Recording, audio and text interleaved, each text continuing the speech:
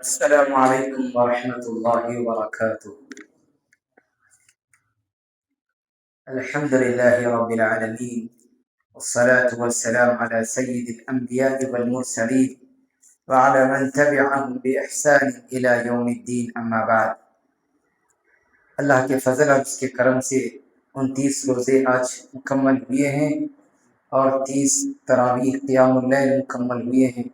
دعا ہے کہ اللہ تعالی ہماری جو بھی عبادتیں ہوئی ہیں رمضان کے مہینے میں، اللہ تعالی ہماری عبادتوں کو قبول فرمائے۔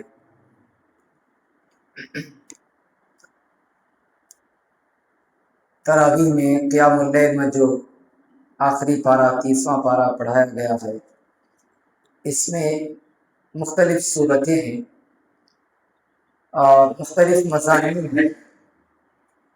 جیسے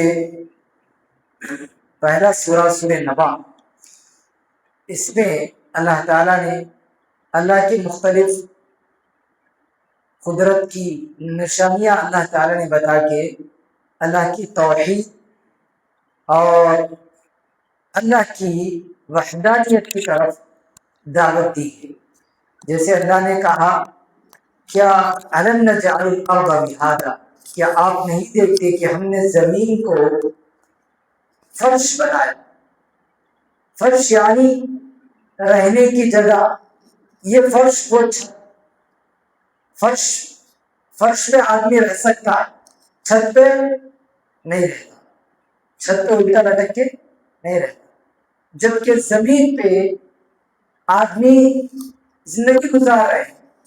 تو اللہ تعالیٰ نے زمین کو فرش بنایا، اس لیے زمین پہ زندگی گزار رہے ہیں، ورنہ زمین تو گول ہے، زمین تو گول ہے، ہونا تو یہ چاہیے کہ وہ نیچے گر جائے۔ کیوں؟ اس لیے کہ جو لوگ اس سمت رہتے ہیں وہ نیچے گر سکتے، اس سمت رہتے وہ نیچے گر سکتے، جو اوپر رہتے وہ کیا صحیح رہتے، لیکن جو آزو بازو رہتے وہ نیچے گرنا۔ لیکن اللہ تعالیٰ نے زمین کے اندر ایسی قوت جاذبیت رکھی ہے، کشش، کہ کوئی بھی چیز اس کو جو ہے پکڑ کے رکھتی، مغناطیسی میگنیٹک پاور زمین میں ہے۔ تو اسی کے بدولت اللہ نے زمین کو اس قابل بنایا کہ لوگ جو ہے انسان اس پہ زندگی گزارے۔ اس کے بعد اللہ نے کہا والجبال اوتادا، اور ہم نے پہاڑوں کو کینوں کے جیسا ٹھوک کے رکھ دیا، زمین میں پہاڑوں کو کینوں کے جیسا ٹھوک کے رکھ دیا۔ اگر پہاڑ نہ ہوتے، اللہ نے اگر پہاڑوں کو نہ رکھا ہوتا تو یہ زمین کے ساری چیزیں درہم برہم ہو جاتی۔ کیوں؟ اس لیے کہ زمین گھوم رہی ہے، اس کے وہ خود بھی گھوم رہی ہے اور اس کے سرکل میں بھی گھوم رہی ہے۔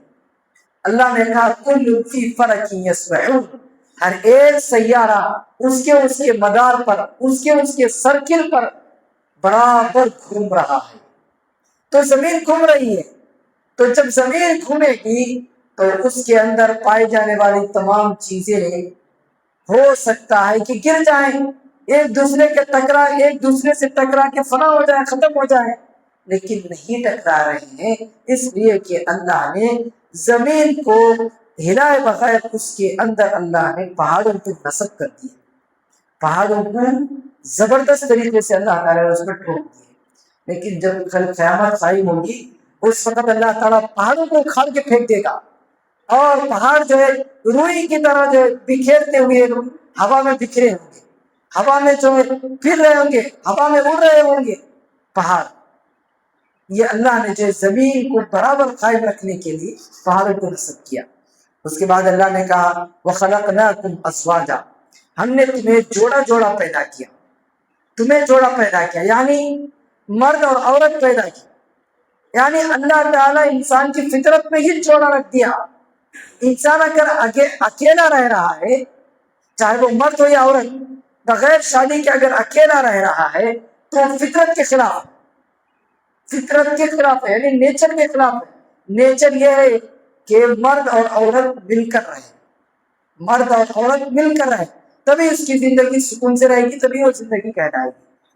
اس کے بعد اللہ نے کہا وَجَعَلْنَا نَوْمَكُمْ سُبَاتًا, اور ہم نے رات کو تمہارے لیے سکون کا ذریعہ بنایا. سکون کا ذریعہ, رات سکون کا ذریعہ ہے. کیوں سکون ہے؟ اس لیے کہ جب تاریکی چھا جاتی ہے, ہر رمق دمق, ہر چال چلن اور ہر چلنے والی چیزیں بند ہو جاتی, اور پھر لوگ جو آرام سے سو جاتے. یہ رات کا سونا انسان کے لیے سکون کا باعث ہے. اگر اللہ تعالیٰ رات نہیں رکھتا تو انسان کی زندگی کیسے ہوگی؟ سارا دن پورا 24 آورس دن کا. اللہ نے کہا قُلْ أَرَأَيْتُمْ إِنْ جَعَلَ اللَّهُ عَلَيْكُمُ النَّهَارَ سَرْمَدًا إِلَى يَوْمِ الْقِيَامَةِ مَنْ إِلَٰهٌ غَيْرُ اللَّهِ يَأْتِيكُمْ بِضِيَاءٍ أَفَلَا تَسْمَعُونَ. کہ اگر اللہ تعالیٰ پورا دن ہی مقرر کر دے تمہارے لیے, رات نہ لائے, صرف دن ہی دن, تو پھر روشنی لانے والا کون ہے؟ جس روشنی میں آ کے ہم اپنے گھر کے کام کاج اور کاروبار کرتے ہیں, اگر رات رہے, صرف دن نہ رہے, دن نہ لائے اللہ تعالیٰ, تو پھر روشنی کو لائے. اس کے بعد اللہ نے کہا وَجَعَلْنَا اللَّيْلَ لِبَاسًا وَجَعَلْنَا النَّهَارَ مَعَاشًا, اور ہم نے دن کو کمانے کا ذریعہ بنایا. دن میں کمانا, رات میں سونا, یہ فطرت ہے. رات میں سونا, دن میں کمانا, یہ فطرت.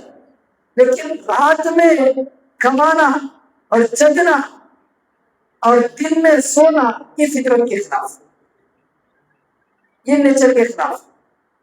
یہی وجہ ہے کہ آج جتنے کلچرز میں رات کو جاگا جاتا ہے اور دن کو سویا جاتا ہے, ان کی زندگی کا سسٹم بگڑ گئے, ان کی زندگی کا سسٹم برباد خراب ہے.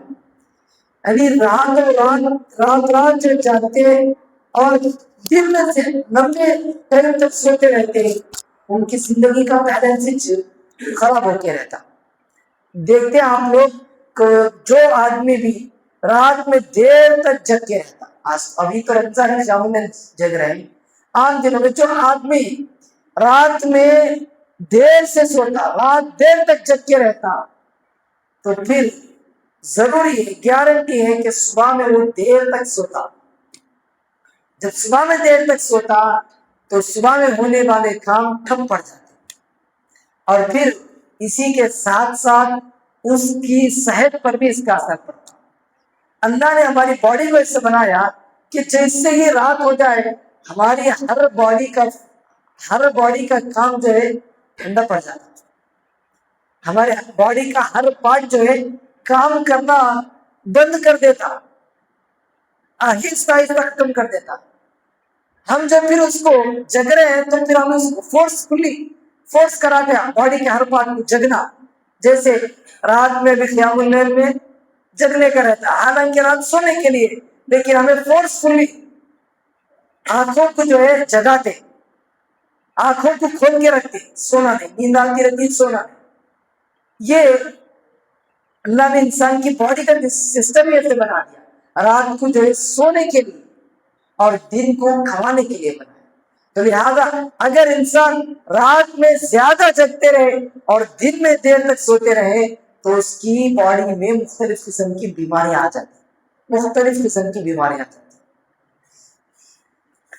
اس کے بعد اللہ نے کہا وجعلنا مختلف, اور اللہ تعالیٰ نے قدرت کے مظاہر بتا کے کہا کہ یہ سب ہم کرنے والے ہیں, یہ سب کوئی دوسرا نہیں کرنے والا ہے. اس کے بعد سورہ نازعات میں اللہ نے کہا کہ متاعا لکم ولانعامکم, دنیا کی زندگی تمہارے لیے بس ایک ساز و سامان ہے, کھیل کود کا ذریعہ ہے اور فائدہ اٹھانے کی چیز ہے دنیا کی زندگی. لیکن فَإِذَا جَاءَتِ الطَّامَّةُ الْكُبْرَىٰ, جب قیامت قائم ہوگی تو پھر انسان جو بھی اس نے دنیا میں کمایا جو بھی اس نے دنیا میں عمل کیا اس کو یاد کرے گا. وَبُرِّزَتِ الْجَحِيمُ لِمَنْ يَرَىٰ، اور جہنم ظاہر کر دی جائے گی، جہنم لائی جائے گی. فَأَمَّا مَنْ طَغَىٰ وَآثَرَ الْحَيَاةَ الدُّنْيَا، جو دنیا میں سرکشی کیا اور دنیا کی زندگی کو آخرت کے مقابلے میں ترجیح دیا، تو پھر فَإِنَّ الْجَحِيمَ هِيَ الْمَأْوَىٰ، اس کا ٹھکانہ جہنم. وَأَمَّا مَنْ خَافَ مَقَامَ رَبِّهِ وَنَهَى النَّفْسَ عَنِ الْهَوَىٰ، رہا وہ آدمی جو اللہ کے سامنے کھڑے ہونے سے ڈرا اور اپنے نفس کو خواہشات سے بچا لیا. نفس کے خواہشات، چاہے کھانے پینے کے ہو یا آرام کے ہو یا نہیں تو شرمگاہ کے خواہشات ہو، جس بھی وہ خواہشات سے وہ رک گیا، اپنے نفس کو بچا لیا، رکا لیا، فَإِنَّ الْجَنَّةَ هِيَ الْمَأْوَىٰ، اس کا ٹھکانہ جنت ہے. اس کے بعد مختلف صورتیں ہیں، جیسے اللہ نے جو ہے سورہ انفطار میں کہا کہ عالمت نفس ما قدمت وأخرت یا ایھا الانسان ما غرک بربک الکریم، اے انسان تجھے اپنے شریف اور بزرگ رب سے کس چیز نے دھوکے میں ڈال کے رکھا ہے. الذی خلقک، وہ رب جس نے تجھے پیدا کیا، فسواک، پھر تجھے برابر کیا، فعدلک، پھر تیرا پورا ڈھانچہ برابر کر دیا، فی ای صورت ما شاء رکبک، پھر تجھے جس صورت میں چاہا اللہ نے تجھے بنایا. اللہ نے انسان کی شکل و صورت ہر ایک سے مختلف بنائی، ہر ایک سے اللہ نے جتنے دنیا میں انسان آئے ہیں سب کی شکل و صورت الگ. یہ اللہ کی قدرت. اگر وہی انسان کی اگر تخلیق دیکھا جائے، انسان اگر کوئی چیز بناتا ہے تو کہیں نہ کہیں سیم ٹو سیم آ جاتا، کہیں نہ کہیں مواصلت اور یکسانیت آ جاتی. اگر وہ سمجھو 1000 پیس بنا رہا ہے اور اس کا ارادہ ہے کہ 1000 پیس کو الگ الگ کرنا ہے، لیکن کہیں نہ کہیں ایک پیس دوسرے سے مل جائے، ایک پیس دوسرے سے مل جائے. لیکن اللہ تعالیٰ لاکھوں کروڑوں اربوں ان گنت لوگوں کو آدم علیہ السلام سے لے کر قیامت تک کے لوگوں کو اللہ تعالیٰ پیدا کر رہا ہے، لیکن ایک آدمی کی بھی صورت دوسرے سے ملتی جلتی نہیں. جس صورت میں اللہ نے چاہا انسان کو پیدا کر دیا. یہ انسان کو اللہ تعالیٰ نے کہا کہ پیدا کرنے والے، سب کچھ کرنے والے ہم ہیں، تو پھر تمہیں کیوں غرور کر رہے، تکبر کر رہے، گھمنڈ کر رہے؟ کس چیز نے تمہیں دھوکے میں ڈال کے رکھا ہے؟ اللہ نے کہا وما ادراک ما یوم الدین ثم ما ادراک ما یوم الدین، جزا کا دن کیا ہے تمہیں کیا معلوم؟ وہ ایسا دن ہوگا لا تملک نفس لنفس شیئا، جس دن کوئی آدمی کسی کے کام نہیں آ سکے گا. سارا معاملہ اس دن اللہ کا ہوگا، کوئی کسی کے کام نہیں آ سکے گا. جیسا کہ سورہ عبس میں بھی اللہ نے کہا اس دن ایسا دن ہوگا کہ جس دن ہر ایک دوسرے سے بھاگے گا. ہر ایک آدمی، جیسے آدمی اپنے بھائی سے بھاگے گا، اپنی ماں سے بھاگے گا، اپنے باپ سے بھاگے گا، اپنی بیوی بچوں سے بھاگے گا، ہر ایک کو اپنی اپنی پڑی رہے گی. وہ قیامت کے دن ہوگا. اس کے بعد اللہ نے سورہ بروج میں بروج والوں کا قصہ بیان کیا. وَالسَّمَاءِ ذَاتِ الْبُرُوجِ، اور آسمان کی قسم کہ آسمان کو اللہ نے برجوں والا بنایا. بروج کس کو کہتے ہیں؟ بروج کہتے ہیں منازل کو اور سینٹرز کو، منازل اور سینٹرز کو. 7 منزلیں اللہ نے 7 منزلیں بنائی آسمان میں، یعنی کہکشاں میں، خلا میں. اب یہ بروج کی مختلف تفسیریں کی جاتی ہیں. پرانے جو تفسیریں ہیں اس میں اٹھا کے دیکھیں تو اس کے الگ الگ نام آتے ہیں، لیکن اب کے جدید مفسرین کہتے ہیں کہ اس سے مراد اللہ نے جو ہے سیارے بنائے ہیں، آسمانوں میں سیارے ہیں، پلانٹس ہیں. اللہ نے ان پلانٹس کو جو ہے آسمانوں میں بنائے. اور پھر اس کے بعد والیوم الموعود، اور قیامت کے دن کی قسم، وشاہد ومشہود، گواہی دینے والے اور جس کی گواہی دی جا رہی ہے اس کی قسم. قتل اصحاب الاخدود، اصحاب الاخدود قتل کیے گئے. النار ذات الوقود، یہ آگ میں جھونک دیے گئے. اذ ہم علیہا قعود، جبکہ وہ اس میں جا رہے تھے. وہم علی ما یفعلون بالمؤمنین شہود، جو ظالم ایسے مومنوں کے ساتھ ایسے عذابات ان کو دے رہے تھے اس وقت وہ حاضر تھے. کیا واقعہ اصحاب الاخدود کا؟ اصحاب الاخدود جیسا کہ اس سے پہلے بھی میں بیان کیا تھا جمعہ کے، کہ ایک بادشاہ بڑا متکبر تھا، مشرک تھا، اللہ کو نہیں مانتا تھا. اس میں توحید پرست، اس کے ملک میں توحید پرست لوگ بھی تھے. ایک راہب تھا اور ایک جادوگر تھا. ایک بچہ دونوں کے پاس جا کے علم حاصل کرتا ہے. راہب کے پاس بھی، راہب یعنی عبادت گزار عابد، اس کے پاس بھی جا کے علم حاصل کرتا، اور جا کر ایک جادوگر کے پاس بھی جا کر علم حاصل کرتا. تو اس نے سوچا کہ کس کا علم صحیح ہے، جادوگر کا علم صحیح ہے جو جادو سکھا رہا ہے، یا نہیں تو عبادت گزار عالم کا علم صحیح ہے، کس کا علم صحیح ہے. ایک مرتبہ وہ جانچنے کے لیے، ایگزام لینے کے لیے سوچ رہا تھا. تو پھر جب وہ علم حاصل کرنے کے لیے جا رہا تھا تو راستے میں ایک بڑا موذی، تکلیف دینے والا جانور، کہا جاتا ہے کہ وہ ایک بڑا سانپ یا اژدہا تھا، لوگوں کا راستہ روک کے رکھا تھا. درمیان میں آ کے روڈ پہ ایسے ہی جو ہے موذی جانور تھا. اب لوگ روڈ کراس نہیں کر سک رہے تھے. تو جب بچہ وہ دیکھا کہ لوگ جو ہے تماشا ہی بن کے کھڑے ہوئے ہیں، کوئی کچھ نہیں کر رہے ہیں، تو اس نے سوچا کہ یہ بہترین وقت ہے دونوں کا علم آزمانے کے لیے، ایک عبادت گزار کا علم اور دوسرا جادوگر کا علم. تو لہذا اس نے عبادت گزار کا علم، اس نے کہا کہ ایک پتھر لیا اور کہا کہ بسم اللہ، اللہ کے نام سے، اگر جو میں عبادت گزار آدمی کے پاس علم جو حاصل کر رہا ہوں توحید کا علم، اگر یہ صحیح ہے تو یہ پتھر سے اللہ تو اس جانور کا خاتمہ کر دے، اس کو یہ تکلیف ہمارے سے دور کر دے. لہٰذا پتھر سے، چھوٹے سے پتھر سے جو ہے وہ اژدہے کو مارا، وہ اژدہا مر گیا. اس طرح وہ تکلیف دور ہو گئی. تو جیسے ہی لوگوں نے یہ چیز دیکھی، اور اس نے جو توحید کی بات بھی کی تھی کہ بسم اللہ، اللہ کے نام سے، تو سارے لوگ اللہ کے بارے میں جانکاری حاصل کر کے وہاں جتنے لوگ تھے اسلام قبول کر لیا، اسلام قبول کر لیا. یہ بات جو بادشاہ کو معلوم ہو گئی.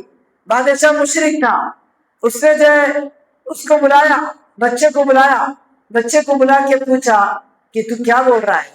تو اس نے کہا کہ اللہ ایک ہے، اسی کی عبادت کرنا ہے. جن کی تم عبادت کر رہے ہو وہ مشرک ہیں اور ان کا دنیا میں کچھ بھی رول نہیں ہے. لیکن وہ بادشاہ بڑا متکبر تھا، ظالم جابر تھا. اس نے کہا کہ بات سے تو دور آ جا، ہٹ جا اس بات سے تو رجوع کر رہے. تو اس بچے نے کہا کہ میں نہیں مانتا، میں توحید پہ ہی رہتا. تو وہ بادشاہ اس کو لوگوں کو حکم دیا کہ لے جا کے اس کو سمندر میں پھینک ڈالا.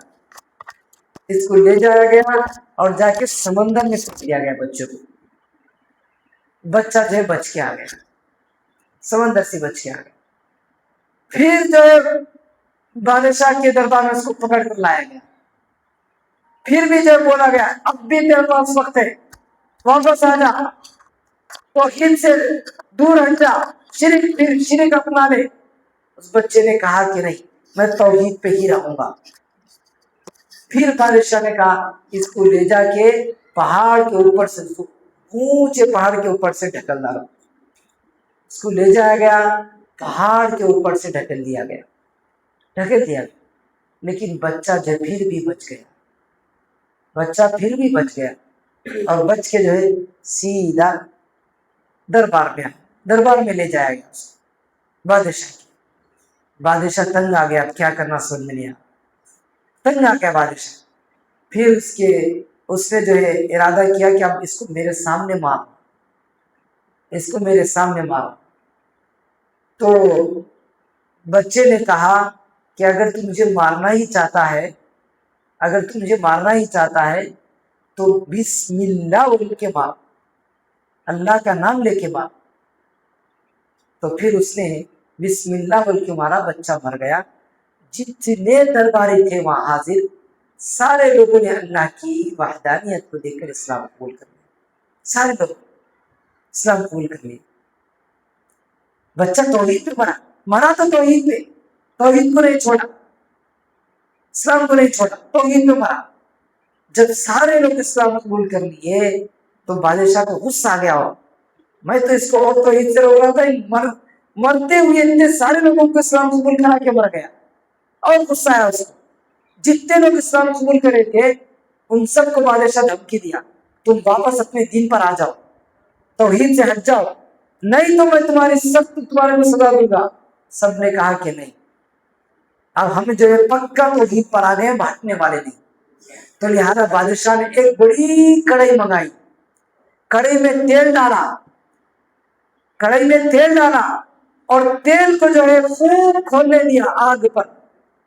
تیل جب خوب کھول رہا تھا، ابل رہا تھا تیل، تو پھر بولا سب کو باری باری کہ اگر کوئی بھی اپنے دین پر واپس نہیں آئے گا اس کو پھر میں اس تیل کی کڑھائی میں ڈال دوں گا۔ کسی نے بھی جو ہے توحید سے منہ نہیں موڑا، کسی نے توحید سے رجوع نہیں کیا۔ تو ایک ایک کر کے بادشاہ سب کو وہ کڑھائی میں ڈالتا گیا، جس کو بھی کڑھائی میں ڈالتا وہ آدمی جل کے بن جاتا پورا۔ اس کے بعد ایک ماں کا قصہ، ماں، اس کی کئی بیٹے تھے، کئی بچے تھے اس کے، وہ ماں نے اسلام قبول کر لی تھی۔ اس ماں کو بادشاہ نے کہا اسلام سے واپس پلٹ جا، توحید سے واپس پلٹ جا، اپنے دین پر آ جا، نہیں تو تجھے بھی اس میں ڈال دوں گا، تیرے بچوں کو اس میں ڈال دوں گا۔ عورت بھی نہیں پلٹی اور ہٹی نہیں توحید سے واپس۔ بادشاہ نے ایک ایک کر کے اس کے سارے بچوں کو کڑھائی میں ڈال دیا، تیل ابلتی ہوئی کڑھائی میں ڈال دیا۔ آخر کار اس کی گود میں ایک دودھ پیتا بچہ تھا، اس کی گود میں دودھ پیتا بچہ تھا، وہ بچہ بھی اب اس کو بھی ڈالنے کی باری تھی۔ تو ماں تو ماں ہی ہوتی ہے، بچے کی ممتا اور ماں کی محبت سے غالب آ گئی۔ ماں ذرا پیچھے ہٹی، چاہیے کہ میرے بچے کو جو تیل میں ڈال دیا جائے گا، اسی لیے کیا میں اب دین سے پلٹ جاؤں کیا، سوچ رہی تھی۔ بچے کو اللہ نے زبان دی تو پھر بچہ بول پڑا ماں تو کس چیز کا انتظار کر رہی ہے، تو حق پر ہے، صبر کر اور تو کود جا تیل میں۔ چھوٹا بچہ، دودھ پیتا بچہ، اللہ نے اس کو زبان دی۔ جیسے یہ بچے کی آواز سنی، بچے کی بات سنی، ماں کو ایک طرح کا عزم اور ہمت اور حوصلہ آیا، ماں چھوٹے سے دودھ پیتے بچے کو لے کے تیل کی کڑھائی میں کود گئی، تیل میں جل گئی، بھن گئی، لیکن توحید کو نہیں چھوڑی۔ تو یہی واقعہ اس میں بیان ہے، جس کے دل میں توحید آ جاتی ہے وہ دنیا کے کسی بھی چیز سے نہیں ڈرتا۔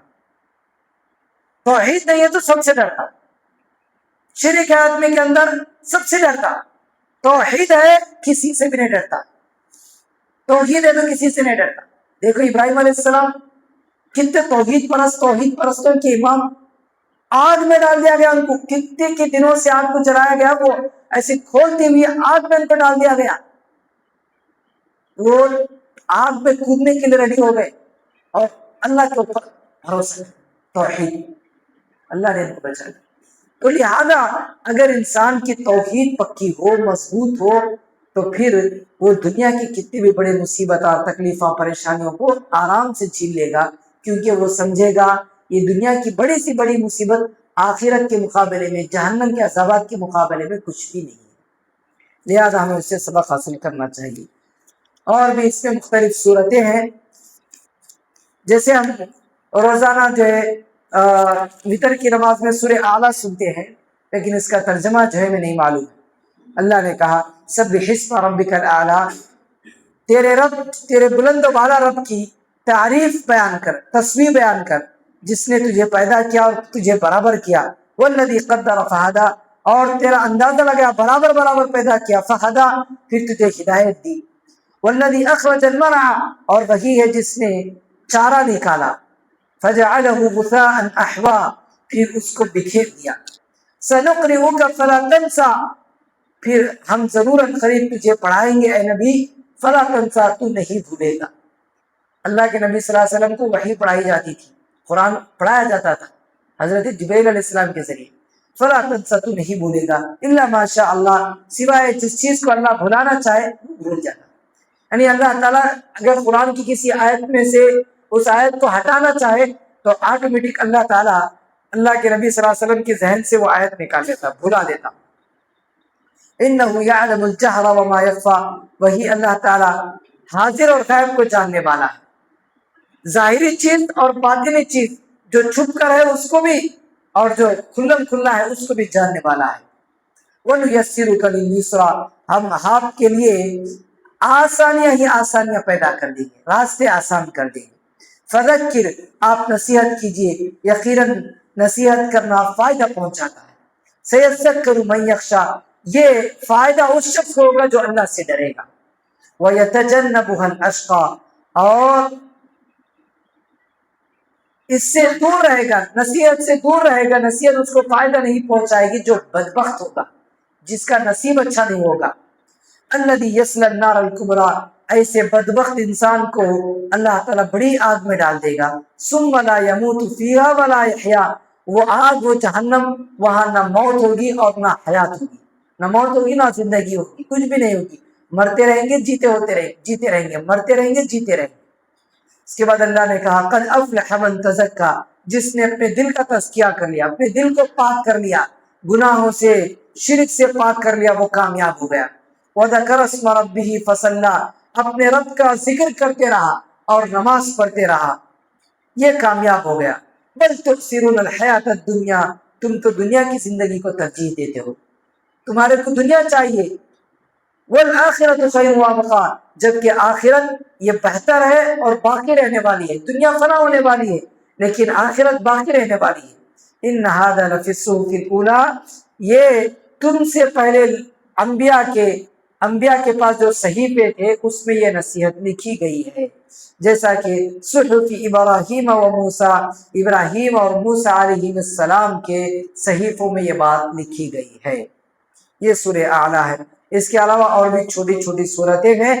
آپ لوگوں سے گزارش ہے کہ اٹھا کر جو ہے کم از کم آخری پارے کو ترجمے کے ساتھ پڑھیں گے، کہ اس میں جو سورے ہمیں عام نمازوں میں پڑھتے ہیں تو ان سوروں کا معنی کیا ہے وہ سمجھنا چاہیے. جبھی ہمارے نماز میں خشوع خضوع آئے گا. ہم روزانہ فجر کی نماز میں، ظہر کی، عصر کی، مغرب کی، عشاء کی نماز میں صورتیں پڑھتے ہیں، عام سنتوں میں، نفلوں میں یہ چھوٹی چھوٹی صورتیں پڑھتے ہیں، لیکن اس کا معنی مطلب ہمیں نہیں معلوم ہے تو ایک طرح کا خشوع خضوع نہیں آتا. لیکن ہمیں معنی مطلب کے ساتھ اگر پڑھ رہے ہیں تو انشاءاللہ ہماری نمازیں خشوع خضوع کے ساتھ رہیں گی. بہرحال اللہ تعالیٰ سے دعا ہے کہ اللہ تعالیٰ ہمیں قرآن مجید کو سمجھ کر غور فکر کے ساتھ پڑھنے اور اس پر عمل کرنے کی توفیق عطا فرمائے. جب تک ہمیں باقی رکھے، قرآن حدیث پہ اللہ باقی رکھے، جب ہمارا خاتمہ ہو، خاتمہ بالخیر ہو. ایک اشکال، ایک سوال یہ آیا تھا کہ کل لوگ جو ہے کل تو تراویح نہیں رہے گی، چاند دکھنے کے بعد لوگ رات میں صلاۃ الجائزہ پڑھتے ہیں، رات کی نمازیں، چاہے وہ تبلیغی جماعت کے ہو، حنفیہ ہوں یا بدعتیہ ہوں، وہ لوگ جو ہے سب پڑھتے، جبکہ سنت سے ثابت نہیں ہے. کل رات میں بھی نمازیں پڑھنا، کل رات کو جگ کے رہنا، یہ سب جو ہے سنت سے ثابت نہیں ہے. لوگ کیا کرتے، رات میں نماز پڑھتے اور دن میں جو ہے باقاعدہ عید تک جو ہے کچھ بھی نہیں کھاتے. یہ سب بدعتیں ہیں، سنت سے ثابت نہیں ہے. اللہ کے نبی صلی اللہ علیہ وسلم نہیں کرے. رات کی نماز بس عشاء کی نماز ہے، خلاص عشاء کی نماز ہے. اور اگر کوئی پڑھنا چاہ رہا تو تہجد کی نماز پڑھ سکتا. باقی اور اسپیشل کوئی نماز نہیں ہے. تو لہذا ایسے بدعت کے کاموں سے بچنا چاہیے جو سنت سے ثابت نہیں ہے. اللہ سے دعا ہے کہ اللہ تعالیٰ ہمیں بدعتوں سے بچائے، سنت پر قائم دائم رکھے. آمین. وآخر دعوانا ان الحمد للہ رب العالمین. سبحان اللہ وبحمدہ، سبحانک اللہم وبحمدک، اشہد ان لا الہ الا انت، استغفرک واتوب الیک.